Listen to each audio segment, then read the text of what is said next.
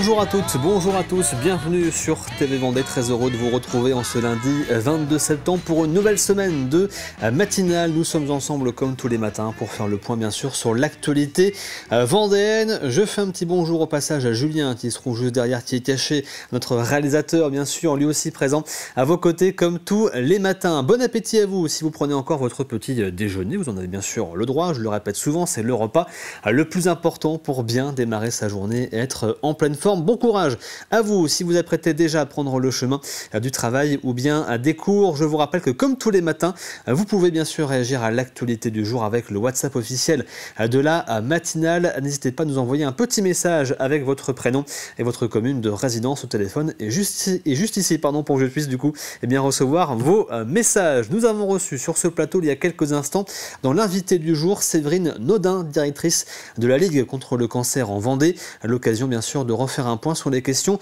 de prévention avec elle, une interview que vous retrouvez désormais sur tvvendée.fr. Il est temps maintenant de faire un point sur votre météo en ce lundi. Je n'ai pas que des bonnes nouvelles en ce qui concerne la matinée qui est placée sous le signe, vous le voyez, de la pluie avec des averses qui peuvent être plus ou moins conséquentes sur l'ensemble de la Vendée. Au niveau température, comptez 12 degrés dans les terres, 14 degrés sur le littoral. Dans l'après-midi, la situation devrait s'améliorer. Les pluies vont disparaître pour laisser place au soleil.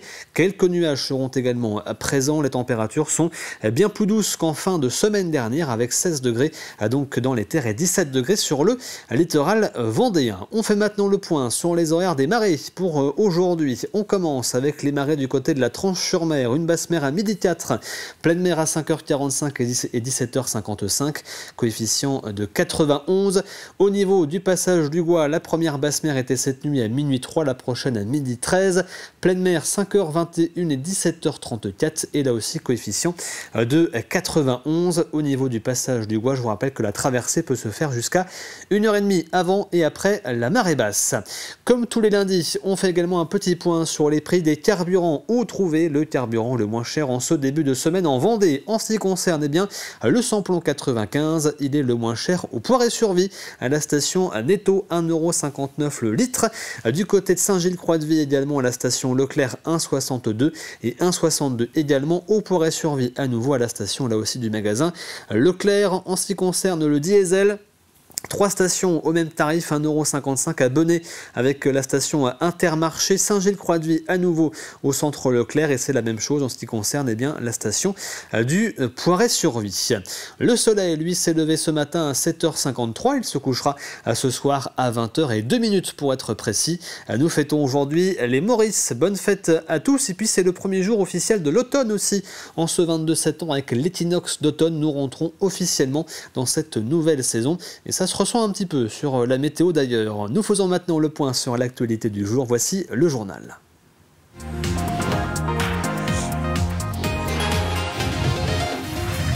En Vendée, l'eau potable circule à travers des milliers de kilomètres de canalisation dont une grande partie a été installée entre les années 50 et 80. Aujourd'hui, leur vieillissement pose un véritable défi pour Vendée Eau, le syndicat en charge du réseau.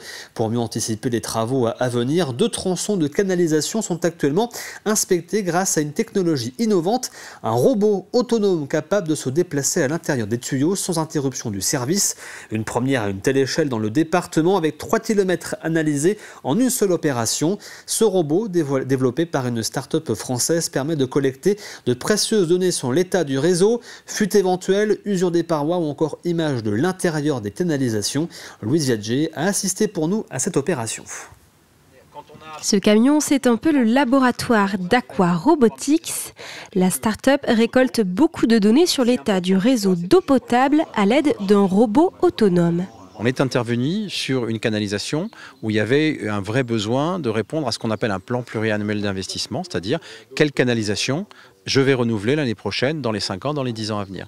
Donc ce qu'ils attendent, c'est des données et qu'on sait déjà, même si la mission n'est pas encore complète, qu'on a sur cette zone de 2 km remonté des données clés, des mesures d'épaisseur de la canalisation, mesures d'épaisseur résiduelle, des données d'image et de l'acoustique qui, quand elles vont être associées, vont nous permettre d'aller leur répondre. Un robot qui présente de nombreux avantages à la fois pour les équipes techniques et pour les usagers. Si on avait dû le faire sans la technologie à laquelle on a eu recours, il fallait interrompre l'eau de l'usine en aval, on aurait été obligé de réalimenter tout le secteur par une autre usine et donc de couper l'eau pendant la semaine.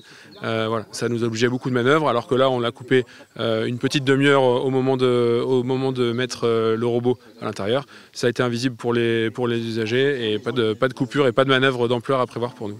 80 000 €, c'est le coût de ce test, mais le renouvellement de ces canalisations pourrait coûter jusqu'à 6 millions d'euros. L'idée étant, comme je le disais, c'est de poser un euro pertinent dans l'investissement, un changement de canalisation pertinent, de façon à faire en sorte que chaque euro dépensé soit dépensé là où il est nécessaire et non pas là où il est imaginé sur un cahier des charges défini de résistance de la canalisation. La majorité des canalisations ont été posées dans les années 50 à 80. Ce type de feeder plutôt dans les années 80. La durée de vie, c'est 50 ans. Donc l'idée, on imagine bien qu'à un moment donné, cette obsolescence qui est programmée, nous allons arriver à un mur d'investissement. L'idée étant de faire en sorte, par cette pertinence, d'étaler ce changement et ne pas de changer dans 50 ans toutes les canalisations de Vendéo. Chaque année, Vendéo renouvelle 1% des 15 500 km de canalisation. Un coût important que ce type de technologie pourrait faire diminuer drastiquement. Septembre en or, c'est le mois dédié au cancer pédiatrique qui touche les enfants, les adolescents et les jeunes adultes. Un mois pour sensibiliser, informer et surtout soutenir les familles concernées. La Ligue contre le cancer a organisé à cette occasion dans ses locaux de La Roche-sur-Yon un événement baptisé à l'abordage, la quête du ruban en or, en partenariat avec plusieurs associations. Objectif, faire connaître les dispositifs d'accompagnement proposés après l'annonce de la maladie, comme la sophrologie, les soins esthétiques ou encore le soutien psychologique, mais aussi offrir un temps d'évasion et de partage aux enfants et à leurs proches à travers des ateliers ludiques, de la danse, du maquillage ou encore des temps de relaxation.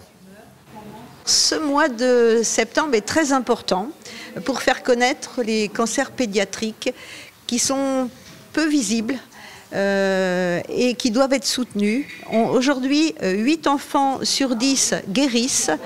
Mais tout ça passe par de la recherche, de l'accompagnement, un soutien aux familles, à savoir déjà en premier, 8 séances de psychologue pour le patient, pour son conjoint, pour chacun de ses enfants. Nous, on vient à la suite ou pendant les soins médicaux, on est sur le bien-être, sur de ne pas perdre courage. Pour les cancers pédiatriques, je pense qu'il faut être vigilant quand on voit un changement chez son enfant. Il ne faut pas avoir peur d'aller voir le médecin. Peut-être c'est pas grave, mais peut-être ça peut cacher quelque chose qu'il faut prendre à temps. La semaine dernière était consacrée à la sécurité des patients dans les hôpitaux de Vendée. À cette occasion, la communauté de communes du pays de la Châtaigneraie avait installé son camion Simone sur le parking de l'hôpital des Collines vendéennes, un espace dédié à la prévention et à l'information, mais aussi à la présentation de l'ensemble des missions et des soins menés au sein de l'établissement, par les 400 professionnels de santé qui y travaillent. Nous assurons des soins de qualité et de sécurité et à un moment donné, effectivement, quand nous ne pouvons plus répondre aux besoins en soins, eh bien, nous faisons des transferts, alors soit sur Fontenay-le-Comte qui est à 30 minutes, soit sur La Roche-sur-Yon qui est à 1 heure pour effectivement des soins plus techniques que nous ne pouvons pas assurer ici. Par exemple, ici, on n'a pas de scanner, donc on va être réorienté sur Fontenay-le-Comte qui est à 30 minutes, quoi. Mais effectivement, notre objectif, c'est toujours d'assurer la qualité et la sécurité des soins dans un parcours effectivement de santé du patient, quoi. Nous avons appris samedi le décès de Yvon Rotureau à l'âge de 78 ans d'un AVC. Il était une figure de l'économie vendéenne avec le groupe Rotureau Apple Shoes qui regroupait des marques comme Pomme d'Api, Freelance ou encore Nonem et basé à la Gaubretière. Le groupe familial qu'il dirigeait avec son frère Eddy avait été cédé en 2016 et 2017. Nous prenons maintenant la direction de Torigny pour nous rendre dans une exploitation agricole pas comme les autres. En plus de l'élevage de cochons, Aude et Eric y produisent du houblon, une culture peu répandue en Vendée. Seulement 2 producteurs dans le département.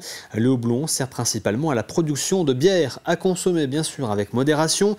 Aude et Eric fournissent donc les brasseurs locaux et espèrent développer la culture et leur raison pour un houblon local et ainsi réduire l'impact environnemental du transport pour les brasseurs qui doivent parfois se fournir bien loin de la Vendée. Reportage de Élise Blanchard.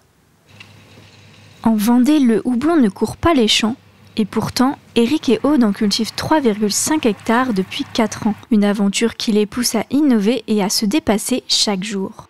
Alors, quand ma femme et moi on est arrivés sur l'entreprise, les cochons existaient déjà, les cultures aussi. On avait à cœur de mettre un nouveau projet sur l'entreprise qui nous appartenait. Et donc le houblon nous est venu parce qu'on est gourmand, parce qu'on aime bien l'aspect fourchette à assiette, qu'on retrouve directement ce qu'on a dans le champ dans notre assiette. Et donc c'est un projet qui est arrivé pendant le Covid, donc dans notre tête, et qui a été rapidement mis en place par la suite. Au sein de la société, on retrouve donc Eric et Aude, les gérants de ERL Envol, et Baptiste qui a rejoint l'équipe depuis 3 ans. Moi je suis plus ici sur la partie récolte.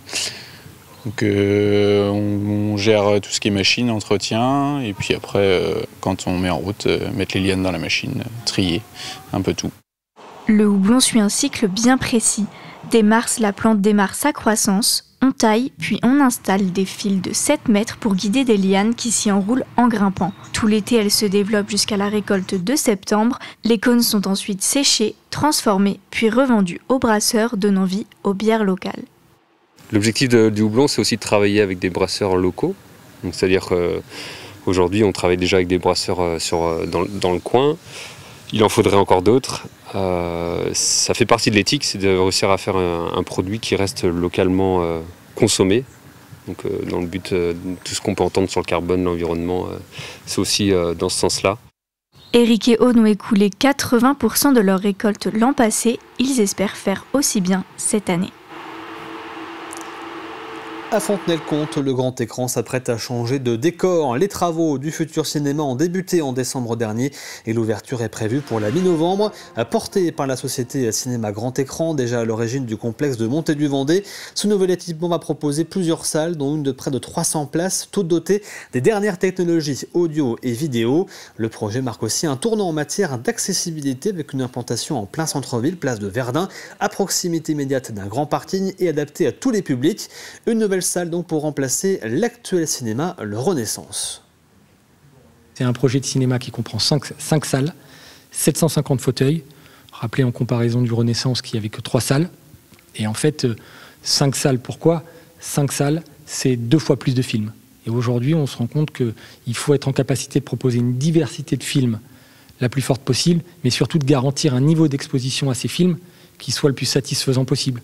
Je vous donne un exemple, mais si vous sortez un film et qu'il n'y a qu'une séance dans la journée, vous ne donnez pas les moyens au spectateur qui est intéressé d'y aller facilement. Donc aujourd'hui, on va passer plus de films, plus longtemps, avec au plus proche de la sortie nationale aussi, et avec une meilleure exposition. On rassure beaucoup les gens sur le fait que non, ça ne va pas être un giga complexe de 12 salles. On va garder cette identité RSC à laquelle on tient. On va aussi garder cette identité grand public. L'idée, c'est vraiment de proposer l'offre la plus complète possible pour satisfaire autant les spectateurs exigeants de blockbusters et les spectateurs exigeants d'arrêt essai et de séances rencontres.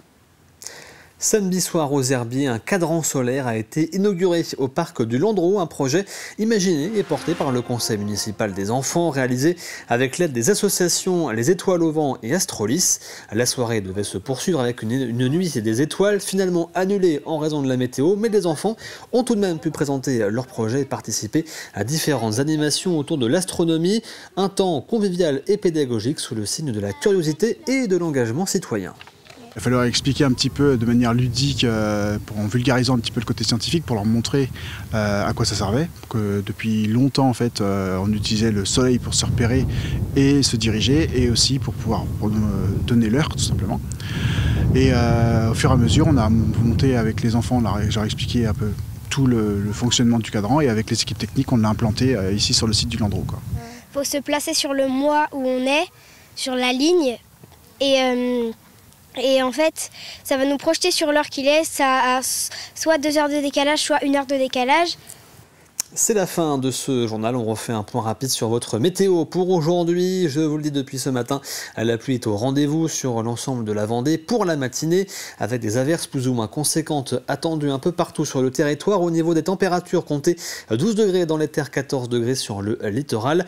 Dans l'après-midi, les conditions vont s'améliorer, les pluies vont finir par s'évacuer, laissant place au soleil et à quelques petits nuages. Les températures se font plus douces que ce week-end avec 16 degrés dans les terres, 17 degrés sur le littoral. On passe maintenant au plus de l'info du jour.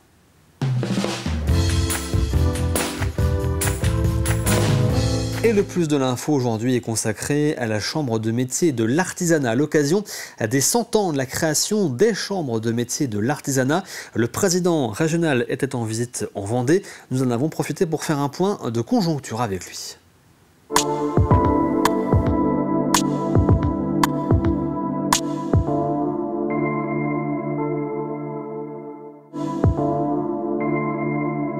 Situation du secteur de l'artisanat sur les derniers mois, on constate plutôt, un climat de confiance sur le premier semestre en Vendée, mais aussi en Pays de la Loire. On voit bien que les entreprises artisanales étaient sur une situation un peu meilleure qu'en 2024 sur la même période.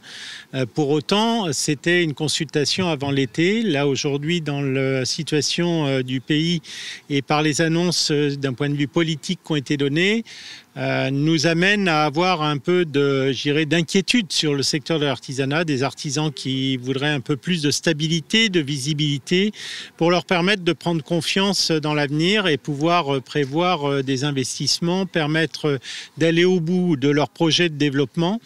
Leur permettent aussi de pouvoir anticiper quant au recrutement, etc. Là, aujourd'hui, on voit qu'il y a un peu de réserve, il y a un peu, les artisans ont un peu tendance à faire le dos rond.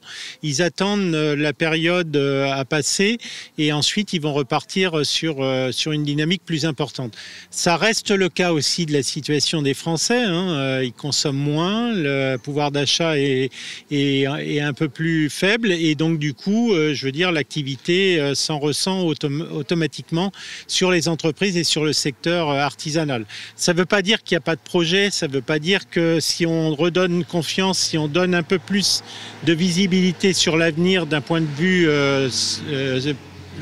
politique, avec de la stabilité dans le temps, on va permettre aussi aux consommateurs d'engager un certain nombre de projets, de passer à la réalisation de leur construction de maisons neuves, de pouvoir faire un peu plus d'achats comme ils l'avaient prévu auparavant.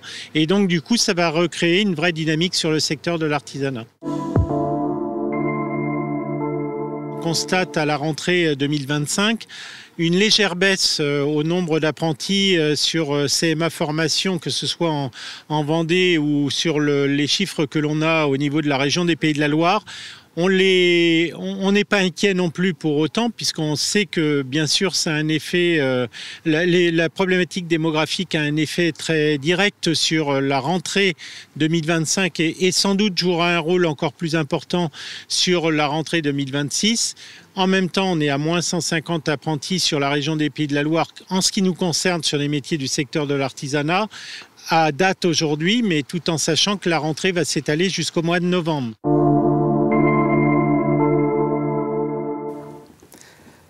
Et je vous rappelle que vous retrouvez l'ensemble des plus de l'info sur tvvendée.fr. Comme tous les lundis, il est temps de faire un point sur l'actualité sportive.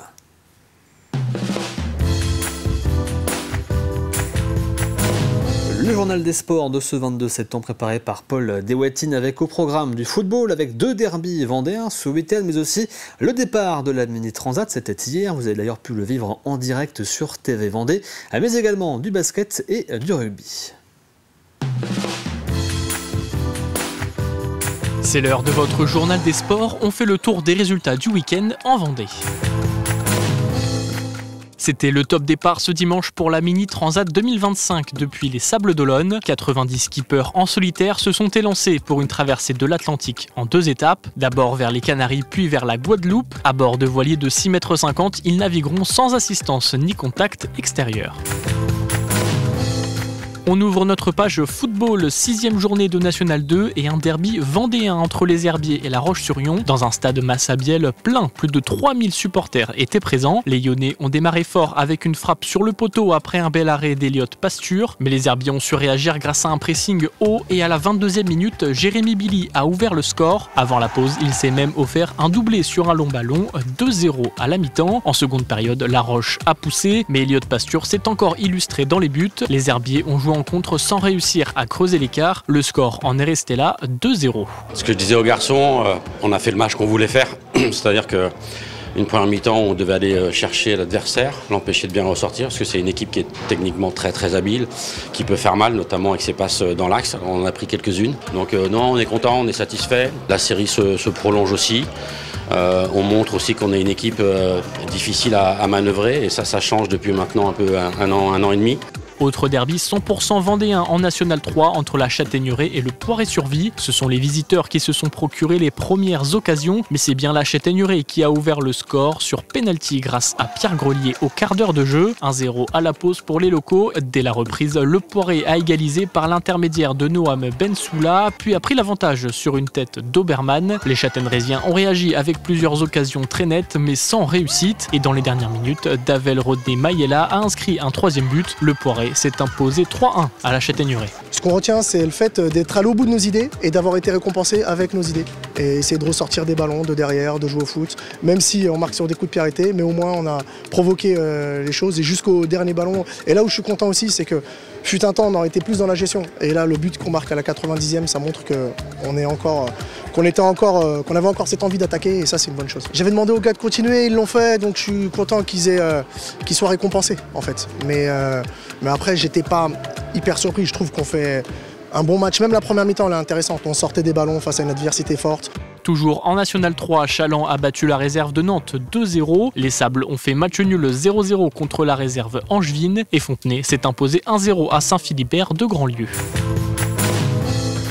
Passons au basket avec la première journée de National 2 féminine. Le Smash Vendée Sud-Loire recevait Garonne Avenir Basket. Les Vendéennes ont dominé le début de match grâce à Emma Burel qui a marqué beaucoup de points. Mais les Lottes et Garonnaises ont réagi en deuxième période par l'intermédiaire de Sarr qui a permis à son équipe de revenir à égalité. Puis Mariam Dia et Founé Sissoko ont aidé le Smash à reprendre l'avantage dans le 3e quart-temps pour finalement l'emporter à domicile 77-68. En fait, on a dû gérer surtout les fautes dans le premier quart-temps, ce qui nous fait aller rapidement sur les rotations. Et comme on a un banc quand même assez minime avec deux U18, on attend une joueuse supplémentaire senior. C'est vrai qu'on est rentré dans le dur dès le deuxième quart-temps. Donc on a géré, on a fait le dos rond, on a su remettre une grosse défense sur le 3e et le 4e quart-temps et qui nous fait passer devant. Côté masculin, pour son premier match d'élite 2, Chaland s'est incliné 77-67 à Pau. Pour conclure, un mot de rugby avec la victoire de La Roche 36-6 face à l'US Mugronaise et la défaite 32-36 à domicile pour les Sablés qui recevaient l'US Castillonnaise. C'est la fin de ce journal des sports, ne manquez pas 85 chronos ce lundi à 18h45, 35 minutes de direct avec invités et chroniqueurs pour revenir sur l'actualité du sport vendéen ce week-end. Merci Paul Deswatines pour ce nouveau numéro du Journal des Sports et à retrouver également aujourd'hui en parlant sport l'entretien, ce sera ce midi, entretien aujourd'hui avec Mélissa Hilléry, une jeune Vendéenne championne de Muay Thai. Je ne suis pas sûr d'avoir très bien prononcé, mais en tout cas rendez-vous à midi donc pour cet entretien avec cette jeune Vendéenne championne du monde. Il est temps maintenant de passer à Café Cuisine, mais avant cela, un petit retour sur la question du jour. Vous le savez, tous les matins, nous vous posons une question à laquelle vous pouvez répondre tout simplement sur la page Facebook de TV Vendée. Voici donc la question du jour en lien avec l'invité que nous avions à nos côtés ce matin. Dépistage et cancer, comment vous tenez-vous informé? Pour répondre, rendez-vous donc sur la page Facebook de TV Vendée où la question a été publiée un petit peu après 7h ce matin. Voici maintenant Café Cuisine.